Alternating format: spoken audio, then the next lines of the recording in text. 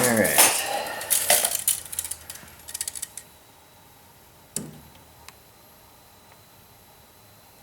Yikes.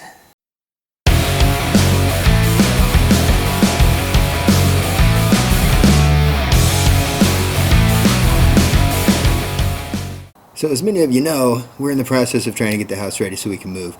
And one of the things I got to do is get rid of some vehicles, or at least get them ready to move out of here. This little guy here, as much as I love the S10, don't need it. Got the van, got my cousin's truck until then, got another truck sitting in the driveway anyway, so I don't need this truck. But before we sell it, and since can't really sell it right now anyway, because we're on lockdown due to the whole coronavirus thing, so I don't really feel like having a bunch of people coming over and touching my steering wheel. So if you watch the video where I lowered the 95 Nissan D21, I talked about how you can lower mini trucks for next to nothing. So I thought, since I have one here, I got some time, and it's not going to make an ounce of difference to what it's worth. It's not worth much. It's just a stock million-mile S10. You know, it's worth a few $100. So decided what I'll do is I'll go ahead and lower this one and see how what it takes, what we got to do to get it lowered, how easy it is or how hard it is, how little we can spend on it, which I'm going to cheat a little bit. I do have a couple of parts here at the house I might use, basically just some lowering blocks and some wedges. So the ones I showed in that other video, actually, I might use those on this truck, probably will, so it's like a $35–40 cheat. But otherwise, I'm going to try not to spend a penny. Alright, so here we are at the front of the truck, and first thing we got to determine is how far we want to lower this thing. We want it to look a certain way, clearly, so we'll start there. We'll start with what we want, and then we'll work backwards from there as we reach obstacles, right? So, looking at this, honestly, I think the trucks look best, unless you're going for a really aggressive lowered look, but just for a mild free drop where you're not going to completely destroy the ride and everything. Basically just put this top fender kind of right on top of your tire. Now, again, this isn't the tires I'd run if I was for real, but it'll do for now. So anyway, we're going to look at that, and basically it's about a 3-inch drop puts us there. Alright, now in the back we got kind of a bigger problem. We've got a really big gap here, like crazy big. I mean, it's great for hauling stuff. I've never had even close to bottoming out with this thing with a load in it, but we're not going to be doing that with it anymore. So we take a measurement here, and what we find is it's more like about almost a 6-inch drop to put the back of this on top of the tire. But I think a 5 would actually be a little better, and it'll give us just a little bit of rake compared to the 3-inch drop we're doing up in the front. So I think we're looking at a 5.3 is what I would like to achieve. So now we got to figure out if we can do it or not. Alright, so the first thing we got to do, and let's look at the back here. The first thing we got to do is establish if we can do a 5-inch drop. And what we need to look for is we need to look for space between the top of this axle tube and the frame, or wherever it might hit, which in this case would probably be this little bump here on this mounting bracket. The mount may or may not be an issue as well, but we can see that the frame rail itself is up here, runs along up here. So if we have to remove this entire mount, we can do that to get the back of this truck down. So let's take a measurement over here on this side and see exactly how much room we actually have. What I've got going on here is I've got the top of the measure even with the bottom of the frame rail, and when I look down through, well, sorry, but the screen's in the wrong way, in the wrong place. There we go. If we look down through there, we can see that tube, when I actually look at it straight, is about 8¼ inches. So we have about an 8¼ inch space in which to get our 5 inches of drop, and that will give us 3½ inches of room to travel still, which is great. Great! So I think we'll be just fine here going as far as we want. Alright, so distance we have between the bump stop and this little thing it smacks against is basically 5 inches. So what's going to happen is if we lower this truck 5 inches, it's going to be basically sitting right on this bump stop or just under it. So as soon as you climb into it to drive it, really, it'll come down and touch the truck, which means it's going to transfer all that vibration and road noise and everything else coming through the axle directly into the frame. So that won't work. We at least have to take that bump stop off. That may allow us just enough travel to never have to worry about cutting all that other stuff off of there, as long as this stuff doesn't hit. So we're going to play that one by ear. But if it's got too much, up and down travel, then we're going to have to figure that out. The way we're going to handle the back is I'm probably going to try and remove some leaf springs from the pack, and I'm probably going to use those 2-inch lowering blocks I have to fine-tune it. Now, as far as the front goes, it's a coil spring truck. I'm not going to worry about taking measurements, making sure we have room to do things, and the only reason is, well, they sell 3-inch drop coils for these things, so the fact that you can buy a coil bolted in and it drops at 3 inches means I just need a shorter coil. I don't have to worry about the geometry, because somebody else already did, and it works. So there you go. Big question everyone asks, do we start with the front or do we start with the rear? I have 2 reasons I like to start with the rear. First reason is for new people, especially, and younger guys that are just doing this for the first or second time, or a bunch of guys trying to figure this out. The back is easier. It's a lot easier than the front. It doesn't require adjustments to your alignment or anything like that. You can literally just lower the back of your truck and drive around tail dragging and be accepted.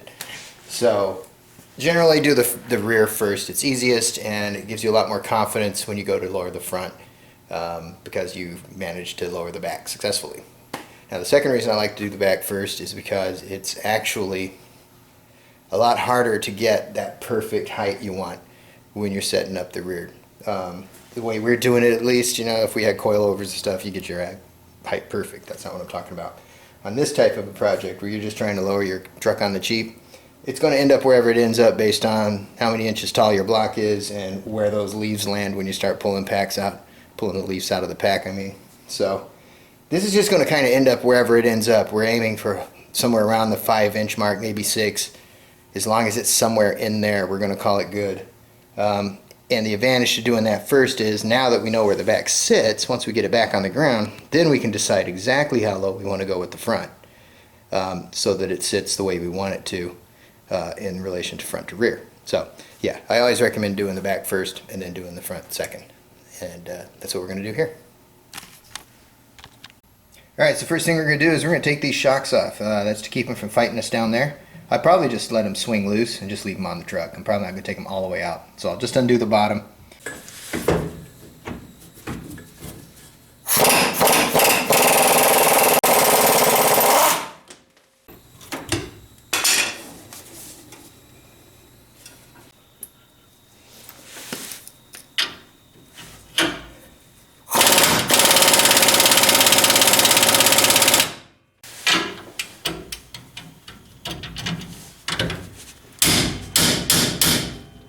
Wow.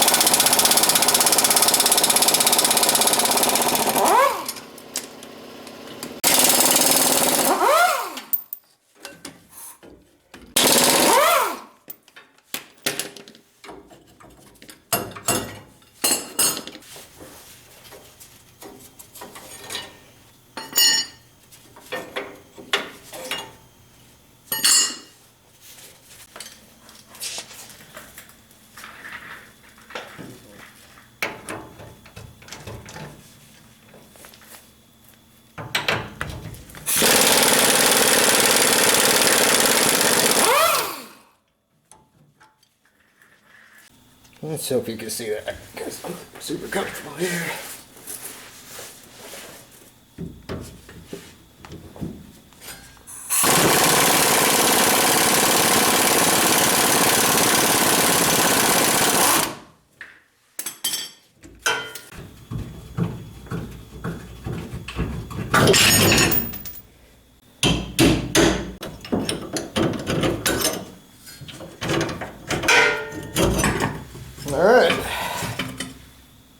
Alright, so there's one side let go. As you can see, the axle's just resting on the jack stand there. There's nothing holding it to the truck right now. Alright, so we're going to take this spring out of here and work on that next.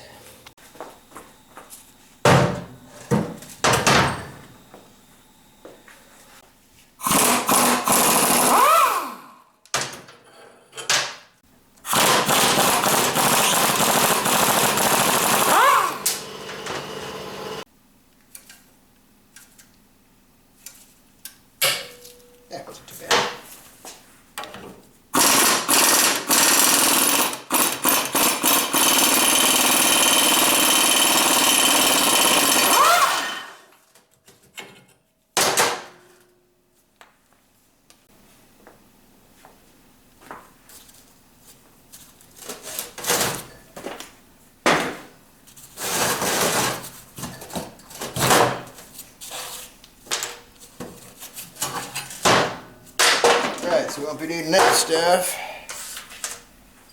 Won't be needing either one of these.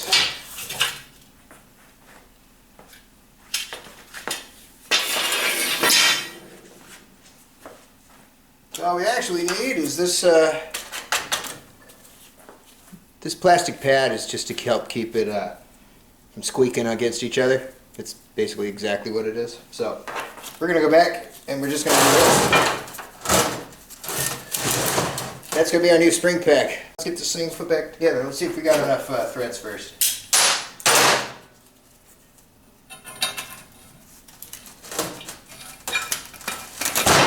Yeah.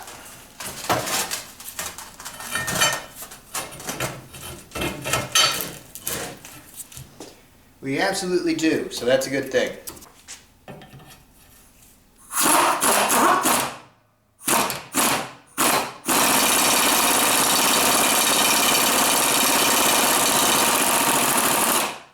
So let's see if that fits over that pin or not. I'm going to say it does not by quite some amount.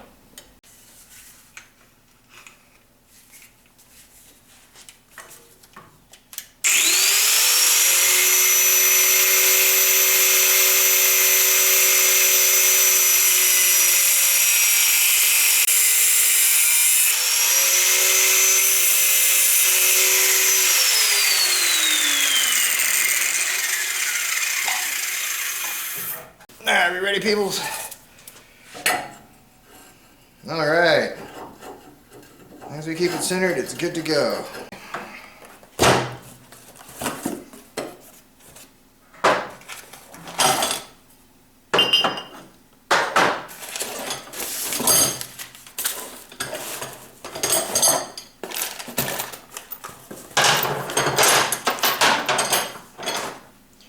Alright, so those of you who can't see it in your head, so basically how it works, you just put this block in between the leaf spring and the axle tube, and as long as the tube's on top of the leaf spring, it lowers the vehicle. If it's the opposite, like it's under it, it actually raises the vehicle. But as they're showing here. But anyway, that's all we're going to do.